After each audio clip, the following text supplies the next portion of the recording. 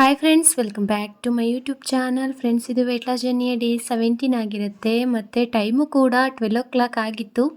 ಅಷ್ಟರಲ್ಲಿ ನನ್ನ ದಿನದ ಕೆಲಸಗಳೆಲ್ಲ ಮುಗಿಸ್ಕೊಂಡು ನಾನಿಲ್ಲಿ ಬೆಳಗಿನ ತಿಂಡಿನ ತಿನ್ನೋದಕ್ಕೆ ಅಂತೇಳಿ ಶುರು ಮಾಡ್ತಾ ಇದ್ದೀನಿ. ಅದಕ್ಕೂ ಮುಂಚೆ ಒಂದು ಬಾಳೆಹಣ್ಣು ತಿಂತಾ ಇದ್ದೀನಿ. ನೀವು ಅನ್ಕೋಬೋದು, ಏನು 12 ಗಂಟೆ ಟೈಮಲ್ಲಿ ತಿಂಡಿ ತಿಂತಾ ಇದ್ದಾರಲ್ಲ ಅಂತ. ಹೌದು, ನಾನು ಫಾಸ್ಟಿಂಗ್ನ ಅಂದರೆ ಇಂಟರ್ಮಿಟಿಂಗ್ ಫಾಸ್ಟಿಂಗ್ನ ಟ್ರೈ ಮಾಡೋಣ ಅಂತೇಳಿ ಇವತ್ತಿನ ದಿನ ಸ್ಟಾರ್ಟ್ ಮಾಡ್ಕೊಂಡಿದ್ದೀನಿ. ಅದಕ್ಕಾಗಿ ಫಾಸ್ಟಿಂಗ್ನ ಫಸ್ಟಿಗೆ ಬ್ರೇಕ್ ಮಾಡೋದಕ್ಕೆ ಸಲುವಾಗಿ ಇಲ್ಲಿ ನಾನು ಒಂದು ಬನಾನನ ತಿಂತಾಯಿದ್ದೀನಿ. ಯಾವುದಾದ್ರೂ ಸರಿ, ಫ್ರೂಟ್ಸು, ಒಂದು ಹಣ್ಣು, ಇಲ್ಲ ಯಾವುದಾದ್ರೂ ಒಂದು ವೆಜಿಟೇಬಲ್ಲು ಏನಾದರೂ ಸರಿ, ಇಲ್ಲ ಅಥವಾ ಒಂದು ಎಳ್ನೀರಿದ್ರೂ ಸರಿನೇ ಕುಡಿದು ಫಸ್ಟಿಗೆ ಫಾಸ್ಟಿಂಗ್ನ ಬ್ರೇಕ್ ಮಾಡಬೇಕು. ನಾನು 16/8 ಅಂದರೆ 16 ಅವರ್ ಫಾಸ್ಟಿಂಗು, 8 ಅವರ್ ಈಟಿಂಗ್ನ ಚಾಯ್ಸ್ ಮಾಡ್ಕೊಂಡಿದ್ದೀನಿ. ನಿಮಗೆ ಯಾವುದು ಸೂಟಬಲ್ ಅನಿಸುತ್ತೆ ಅದನ್ನು ಚಾಯ್ಸ್ ಮಾಡ್ಬೋದು. ನಾನು ಇಂಟರ್ಮಿಟಿಂಗ್ ಫಾಸ್ಟಿಂಗ್ ಬಗ್ಗೆ ಕಂಪ್ಲೀಟಾಗಿ ಡೀಟೇಲಾಗಿ ಸಪ್ರೇಟ್ ಇನ್ನೊಂದು ವೀಡಿಯೋನ ಮಾಡ್ತೀನಿ. ಬಟ್ ಈ ಒಂದು ವೀಡಿಯೋದಲ್ಲಿ ಜಸ್ಟ್ ಸ್ಟಾರ್ಟ್ ಮಾಡೋಣ. ಒಂದು ಫಾಸ್ಟಿಂಗ್ನ ಯಾವ ರೀತಿ ಹೋಗುತ್ತೆ ದಿನವಿಡೀ ಅಂತೇಳಿ ಟ್ರೈ ಮಾಡಿದೆ. ಆರಾಮಾಗಿ ತುಂಬಾ ಈಸಿಯಾಗಿ ನನ್ನ ಡೇನ ನಾನು ಕಂಪ್ಲೀಟ್ ಮಾಡಿಕೊಂಡೆ ಮತ್ತು ಹೆಲ್ದಿಯಾಗಿರ್ತಕ್ಕಂಥ ಫುಡ್ನ ತಿನ್ಕೊಂಡು ಇಂಟರ್ಮಿಟಿಂಗ್ ಫಾಸ್ಟಿಂಗ್ನು ಕೂಡ ಕಂಪ್ಲೀಟ್ ಮಾಡಿಕೊಂಡೆ. ಇದೇ ಒಂಥರ ಚಂದ ಅಂತ ಅನಿಸುತ್ತೆ. ಏನಕ್ಕಂತಂದರೆ ನಾರ್ಮಲಾಗಿ ಬೆಳಿಗ್ಗೆ ಮಧ್ಯಾಹ್ನ ಸಂಜೆ ಫುಡ್ನ ಪ್ರಿಪೇರ್ ಮಾಡಿಕೊಂಡು ತಿನ್ನೋದ್ರ ಬದಲು 2 ಟೈಮ್ಸ್ ಫುಡ್ ಇರುತ್ತೆ. ಅದ್ರ ಮಧ್ಯೆ ಯಾವುದಾದ್ರೂ ಸರಿ ನಮಗೆ ಓಕೆ ಅಂತ ಅನಿಸೋಂತಹ ಸ್ನ್ಯಾಕ್ಸ್ಗಳನ್ನ ತೊಗೊಂಡು ಆರಾಮಾಗಿ ಫಾಸ್ಟಿಂಗ್ನ ಮುಗಿಸ್ಕೋಬೋದು. ಹಾಗಾಗಿ ನನಗೆ ನಾರ್ಮಲ್ ಡೇಗಿಂತ ಈ ಒಂದು ಡೇ ತುಂಬಾ ಸ್ಪೆಷಲ್ ಅನ್ನಿಸ್ತು. ಇನ್ನು ಹಣ್ಣುಗಳೆಲ್ಲ ಖಾಲಿಯಾಗಿತ್ತು ಅಂತೇಳಿ ತರಿಸ್ಕೊಂಡೆ, ಅದನ್ನೆಲ್ಲ ಎತ್ತಿಟ್ಟು ಇನ್ನು ನಾನಿಲ್ಲಿ ಊಟಕ್ಕೆ ಒಂದು ಓಟ್ಸ್ ದೋಸೆ ಮತ್ತು ಒಂದು ಬೌಲ್ನಲ್ಲಿ ಚಿಕನ್ ವಿತ್ ಸಾಂಬಾರು, ಒಂದು 100 ಗ್ರಾಮಷ್ಟು ಪೀಸಸ್ ಇತ್ತು. ಅದ್ರ ಜೊತೆಗೆ ಸಾಂಬಾರು, ಸ್ವಲ್ಪ ಸೌತೆಕಾಯಿ, ಈರುಳ್ಳಿ ಪೀಸ್ನ ತೊಗೊಂಡಿದ್ದೀನಿ. ನಂದೇನಂತಂದರೆ 16 ಗಂಟೆಗಳ ಕಾಲ ಫಾಸ್ಟಿಂಗ್ ಮಾಡಿಕೊಂಡು ಇನ್ನು 8 ಗಂಟೆಗಳ ಕಾಲ ಈಟಿಂಗ್ ಮಾಡೋದಿರೋದ್ರಿಂದ ತುಂಬಾ ಈಸಿಯಾಗಿ ಕಂಫರ್ಟಬಲ್ ಅಂತ ಅನಿಸುತ್ತೆ. ಬೇರೆ ಬೇರೆ ವಿಧಾನದಲ್ಲೆಲ್ಲ ಮಾಡ್ಕೋಬೋದು. ಅದನ್ನು ಸಪ್ರೇಟು ವೀಡಿಯೋನು ಮಾಡಿ ತಿಳಿಸ್ತೀನಿ.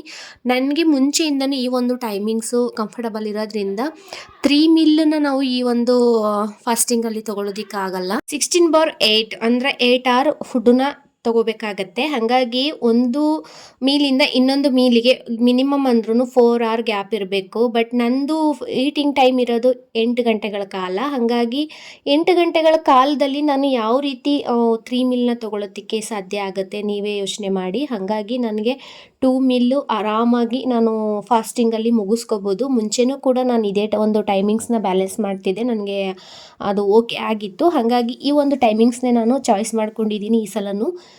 ಒಂದು 8 ಅವರಲ್ಲಿ 2 ಮೀಲ್, ಅದ್ರ ಜೊತೆಗೆ ಸ್ನ್ಯಾಕ್ಸ್ ಐಟಮ್ಸ್ಗಳಾಗಿರ್ಬೋದು, ಬೇರೆ ಎಕ್ಸ್ಟ್ರಾ ಫ್ರೂಟ್ಸು, ವೆಜಿಟೇಬಲ್ಸು ಇದನ್ನೆಲ್ಲ ತಗೊಂಡು ಕಂಪ್ಲೀಟ್ ಮಾಡ್ಕೊಳ್ತು ಅಂತ ಅಂದರೆ ಆರಾಮಾಗಿ ನಾನು ಅಂದ್ಕೊಂಡಿರುವಂಥ ಟೈಮಿಂಗ್ಸಲ್ಲಿ ನನ್ನ ಒಂದು ಫಾಸ್ಟಿಂಗ್ನ ಕಂಪ್ಲೀಟ್ ಮಾಡ್ಕೋಬೋದು ಅಂತೇಳಿ ನಾನಿಲ್ಲಿ ಇದನ್ನು ಚಾಯ್ಸ್ ಮಾಡಿಕೊಂಡು ಈ ಒಂದು ದಿನನ ಕಂಪ್ಲೀಟ್ ಮಾಡ್ಕೋತಾ ಇದ್ದೀನಿ.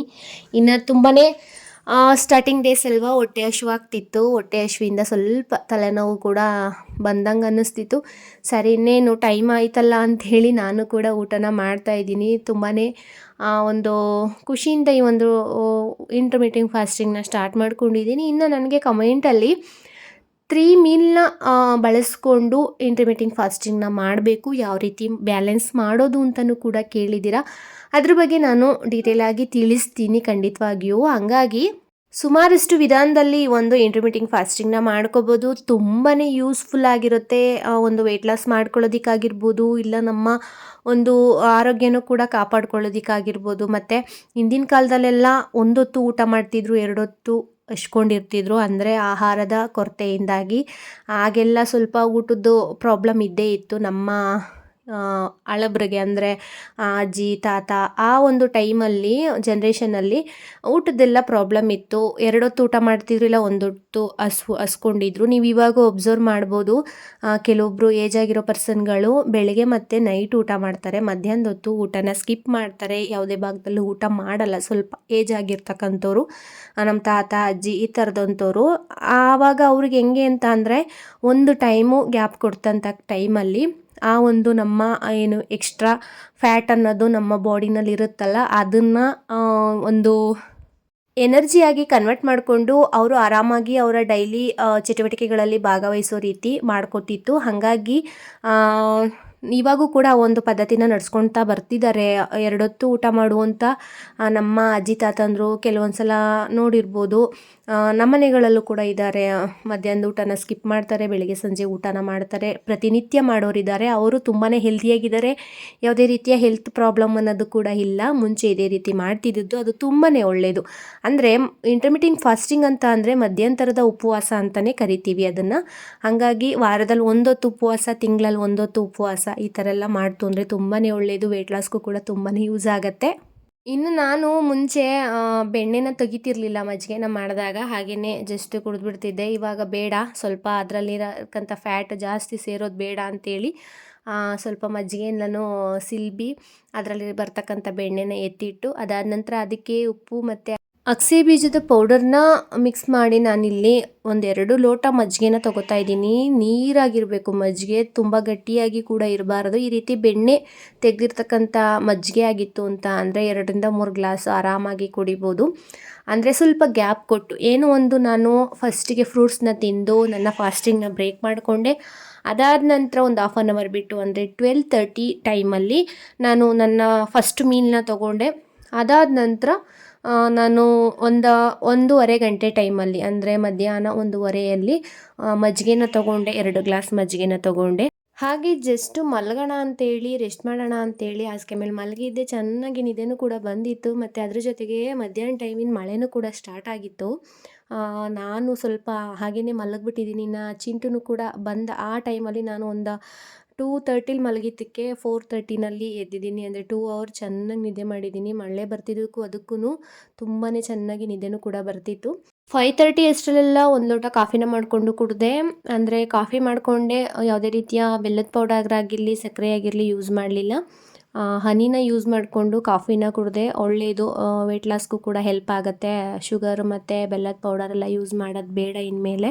ಹನಿ ಹಾಕ್ಕೊಂಡು ತೊಗೊಳ್ಳೋಣ ಅಂಥೇಳಿ. ಅಂದರೆ ಫಾಸ್ಟಿಂಗ್ ಫಸ್ಟ್ ಡೇ ಅಲ್ವಾ, ಸ್ವಲ್ಪ ಲೇಟಾಗಿ ಊಟ ಮಾಡಿರೋದ್ರಿಂದ ತಲೆನೋವು ಬಂದಂಗೆ ಲೈಟಾಗಿ ಅನ್ನಿಸ್ತಿತ್ತು. ಸ್ಟಾರ್ಟಿಂಗ್ ಡೇಸಲ್ಲಿ ಈಗ ಆಗುತ್ತೆ, ಪರವಾಗಿಲ್ಲ ಅಂತೇಳಿ ಸರಿ ಅಂದ್ಬಿಟ್ಟು ಚಿಂಟುನ ಓದಿಸ್ಕೊಂಡು ಸರಿ ನಾನು ಕೂಡ ಕಾಫಿ ಮಾಡ್ಕೊಂಡು ಕುಡಿದೆ. ಮಳೆ ಬೇರೆ ಬರ್ತಿತ್ತಲ್ವ, ಸ್ವಲ್ಪ ಚಳಿನೂ ಕೂಡ ಆಗ್ತಿತ್ತು. ಹಾಗಾಗಿ ಅವ್ನಿಗೆ ಹಾಲು ಕೊಟ್ಟು ನಾನು ಕಾಫಿ ಮಾಡ್ಕೊಂಡು ಕುಡಿದೆ.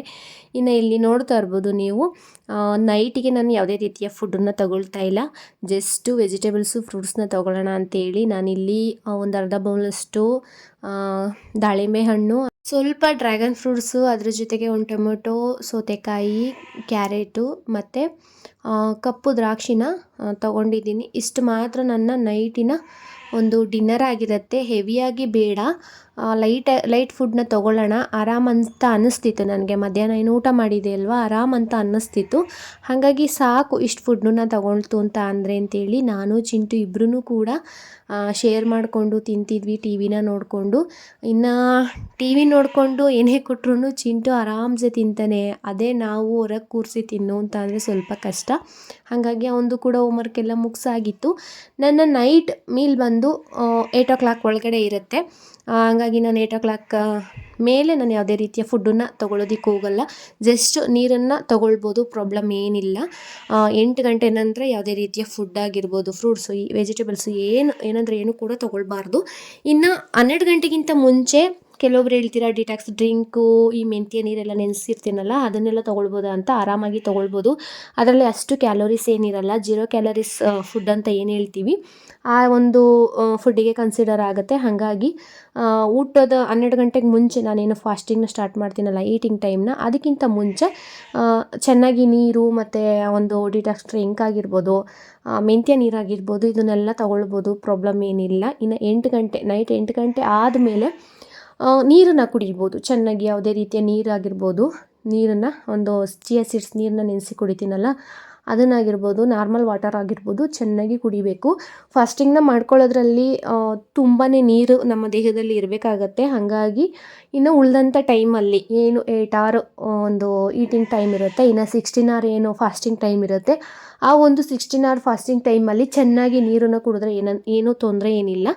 ಇನ್ನು ನಾನು 1 ಗ್ಲಾಸ್ ನೀರನ್ನು ಕೂಡ ಕುಡಿದು ಊಟ ಆದ ನಂತರ ಅದ್ರ ಜೊತೆಗೆ ಫ್ಲಾಕ್ಸ್ ಸೀಡ್ಸ್ನು ಕೂಡ ನೆನೆಯಾಕಿಟ್ಟಿದ್ದೆ, ಅದನ್ನು ಕೂಡ ಕುಡಿದು ನಾನು ನನ್ನ ಡೇನ ಕಂಪ್ಲೀಟ್ ಮಾಡ್ಕೋತಾ ಇದ್ದೀನಿ. ಫಾಸ್ಟಿಂಗ್ ಡೇ ಫಸ್ಟ್ ದಿನ ಅಲ್ವಾ, ಹಾಗಾಗಿ ಸ್ವಲ್ಪ ಎಕ್ಸಸೈಜಿಗೆ ಅಷ್ಟೇನು ಗಮನ ಕೊಡೋದಕ್ಕೆ ಹೋಗಲಿಲ್ಲ. ಇನ್ನು ವಾಕ್ ಹೋಗೋದಕ್ಕೂ ಕೂಡ ಮಳೆ ತುಂಬಾ ಬರ್ತಿದ್ದೆ. ಹಾಗಾಗಿ ನೈಟ್ ಊಟ ಮಾಡಿದ ನಂತರ ಒಂದು 5 ನಿಮಿಷ ಆ ಕಡೆಯಿಂದ ಈ ಕಡೆ ಮನೆ ಒಳಗಡೆನೇ ಓಡಾಡಿದೆ. ಇನ್ನು ಫ್ರೆಂಡ್ಸ್, ನನ್ನ ಡೇನ ನಾನು ಇವತ್ತು ಈ ರೀತಿ ಕಂಪ್ಲೀಟ್ ಮಾಡಿಕೊಂಡೆ. ನಿಮಗೂ ಕೂಡ ಇಷ್ಟ ಆಗಿರುತ್ತೆ ಈ ಒಂದು ಇಂಟರ್ಮಿಟೆಂಟ್ ಫಾಸ್ಟಿಂಗ್ನ ಆರಾಮಾಗಿ ಮಾಡ್ಕೋಬೋದು ನಾವು ಕೂಡ ಅಂತ ಅನಿಸಿದ್ರೆ ಪ್ಲೀಸ್ ಕಮೆಂಟ್ ಮುಖಾಂತರ ತಿಳಿಸಿ.